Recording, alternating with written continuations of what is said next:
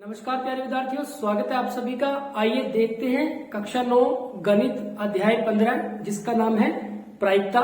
इसकी प्रश्न संख्या 1 और बेहद इंटरेस्टिंग ये प्रश्नावली है। आपको बहुत मजा आएगा इस पूरी प्रश्नावली को करने में। प्रश्न संख्या 1 में कहा गया है कि एक क्रिकेट मैच में एक महिला बल्लेबाज खेली गई 30 गेंदों में कितनी गेंदें खेली? 30। 6 बार चौका मारती है, तो 6 बार वो चौका मारती है। यहाँ पे कहा गया है चौका न मारने की प्रायिकता ज्ञात कीजिए। प्रायिकता किस बात की ज्ञात करनी है? चौका न मारने की प्रायिकता ज्ञात करनी है। हमें प्रायिकता निकालनी है चौका न मारने की।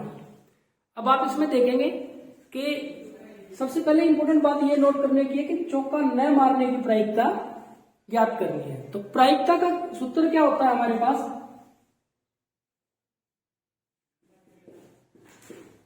प्रायिकता हमारे पास है अनुकूल परिणामों की संख्या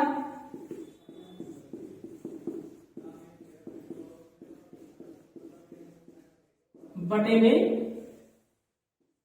कुल संभव परिणामों की संख्या।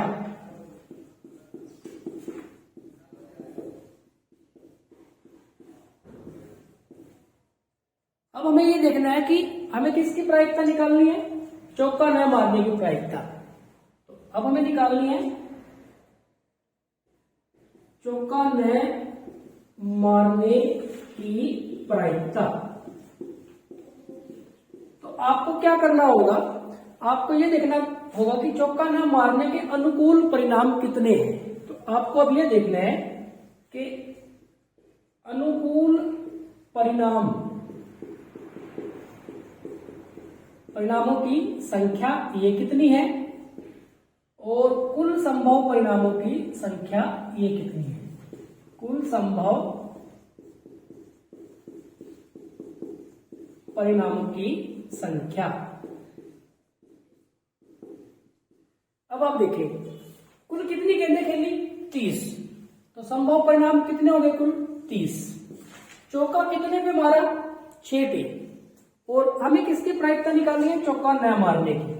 तो अनुकूल परिणाम है हमारा चौका न मारना। कितनी ऐसी गेंद है जिसपे चौका नहीं मारा? देखो 6 बार चौका मारा है, तो 30 में से अगर हम 6 माइनस कर देते हैं, यानी कि 24 ऐसी गेंद है जिन पे चौका नहीं मारा है और हमें चौका नहीं मारने की प्रायिकता निकालनी थी।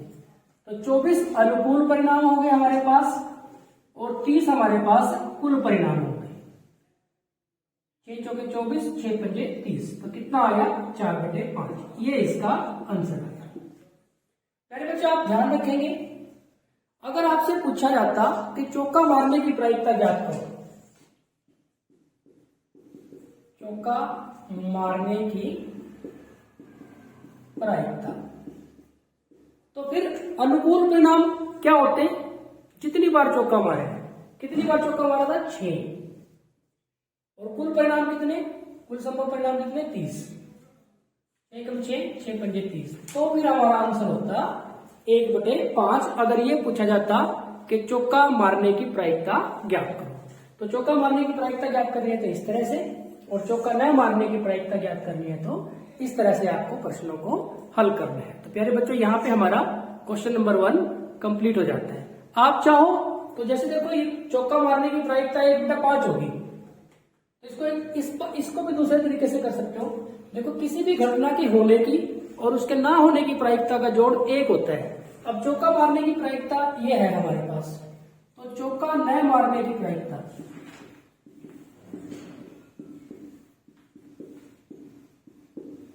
आप क्या करो? चौका मारने की प्रायिकता निकाल के उसको 1 में से माइनस कर दो, तो ये हमारे पास आ जाएगा 4/5। ऐसे भी आप इस क्वेश्चन को हल कर सकते हैं। प्यारे बच्चों यहाँ पे हमारा जो प्रश्न संख्या 1 है वो कंप्लीट हो जाता है। ये देखते हैं प्रश्नावली 15.1 प्रश्न संख्या 2। और ये भी काफी इंटरेस्टिंग क्वेश्चन है। इसमें कहा गया है कि 2 बच्चों वाले 1500 परिवारों का यादृच्छा चयन किया जाता है। बीच बीच में से कहीं से, यादृच्छा मतलब कहीं से भी ले लिए गए हैं, ऐसा नहीं भी लगातार है, कहीं कहीं से बीच बीच में से ले लिए गए हैं। कितने परिवार? 1500 परिवार ले लिए और निम्नलिखित आंकड़े लिख लिए गए हैं। तो ये आंकड़े लिख लिए गए हैं, ये आंकड़े दिए हुए हैं। क्या? परिवार में लड़कियों की संख्या, कितनी लड़कियां? 2 लड़कियां, 1 लड़की और कोई लड़की नहीं है। और परिवारों की संख्या यानी कि 2 लड़कियां कितने परिवारों में है? 475 ऐसे परिवार है जिसमें 2 लड़कियां हैं। 1 लड़की 814 परिवार में है और कोई भी लड़की नहीं है 211 परिवार में। कुल कितने परिवार हैं ये? 1500। यादृच्छा चुने गए उस परिवार की प्रायिकता ज्ञात कीजिए जिसमें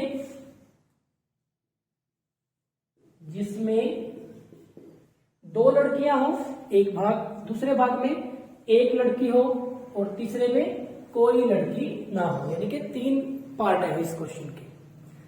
अब देखो, पहले भाग की बात करते हैं। यहाँ पे हम पहले भाग की बात करें तो एक परिवार, इन 1500 परिवारों में से एक परिवार चुना गया है। कौन सा चुना जा सकता है? कोई भी चुना जा सकता है। तो यहाँ पे हमारे पास कुल संभव परिणाम कितने हुए?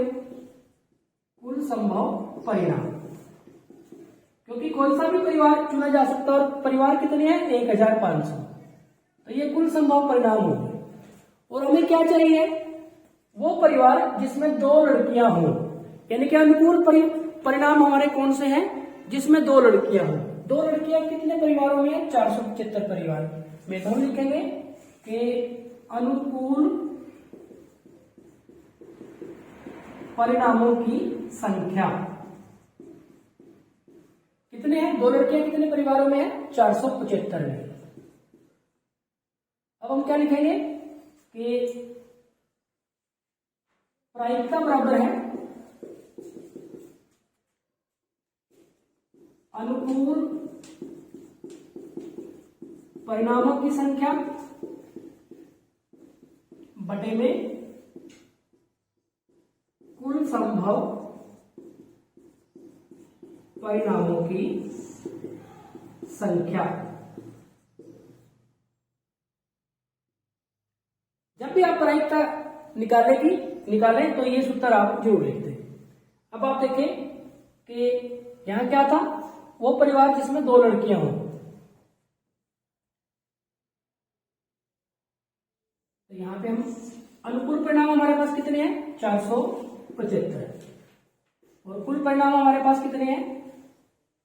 1500। तो आप क्या करेंगे? उसको 5 पे काट दो। 5 दिए 15 और ये 0 आ जाएगी। 5 में 45, 2 बच गए, 5 पंजे 25। तो ये बन गया 95 बटे में 300। फिर 5 पे कट जाएगा। 5 में 5, 5 में 45 और 5 छीके 30, ये 0। तो 19 बटे में 60। ये इसका आंसर आ गया, पहले भाग का आंसर आ गया। ठीक इसी तरह से अगर हम बात करें दूसरे भाग की, दूसरे भाग में क्या कहा गया है? 1 लड़की हो। तो 1 लड़के के लिए देखो कुल संभव परिणाम तो वही रहेंगे। कुल संभव परिणाम या परिणामों की संख्या, पूरा लिख दो आप। परिणामों की संख्या कितनी थी? 1500। कुल संभव परिणामों की संख्या, ये तो 1500 ही है। अब हमें क्या चाहिए? 1 लड़की हो जिस परिवार में। तो यहां पे हम लिखेंगे कि अनुकूल परिणामों की संख्या। तो यहां पे अनुकूल परिणाम कितने हैं? 814। अब प्रायिकता बराबर है, प्रायिकता ये सूत्र लिख देंगे आप। अब सीधा हम लिखेंगे अनुकूल परिणाम है हमारे पास 814 और कुल संभव परिणाम है हमारे पास 1500। हम 2 पे काट देते हैं इसको। 2 चौके 8, जाने की 0, 2 सत्ते 14, 2 सत्ते 14, 2 पंजे 10 और ये 0। तो ये आ गया 407 बटे में 750। ये इसका आंसर है। ये इसका दूसरा भाग हो गया। ठीक इसी तरह से हम इसके तीसरे भाग की बात करें। तीसरे भाग को हम बिल्कुल शॉर्ट में करते हैं। देखो हम सीधा ही प्रायिकता लिखेंगे। प्रायिकता क्या क्या अनुकूल परिणाम क्या चाहिए अब की बार हमें, कोई लड़की ना हो, कोई भी लड़की ना हो, यानी कि 0 लड़की हो। तो 0 लड़की वाले कितने परिवार है, 211। और कुल परिवार कितने हैं, 1500। अब ये किसी का नहीं करता है तो हम इसको ऐसे ही लिख देंगे। तो इस तरह से हम इसके तीनों पार्ट कर सकते हैं। प्यारे बच्चों ध्यान रखेंगे, जब भी आप प्रायिकता निकालें तो प्रायिकता का सूत्र लिख दें। हमने यहाँ पे देखो बिल्कुल पूरा किया, यहाँ पे हमने सूत्र को छोड़ दिया, क्योंकि अब हमारी अंडरस्टैंडिंग डेवलप होगी तो हमने यहाँ पे डायरेक्ट प्रायिकता निकाल दी। तो इस तरह के क्वेश्चन आपके एग्जाम में 4 अंक के लिए भी आएगा और 1 अंक के लिए भी आएगा। तो अगर 1 अंक के लिए आता है तो आप इस तरह से करोगे, और अगर 4 अंक के लिए आता है तो फिर आप इसको इस तरह से करेंगे। यहाँ पे हमारा जो प्रश्न संख्या 2 है वो पूरी हो जाती है।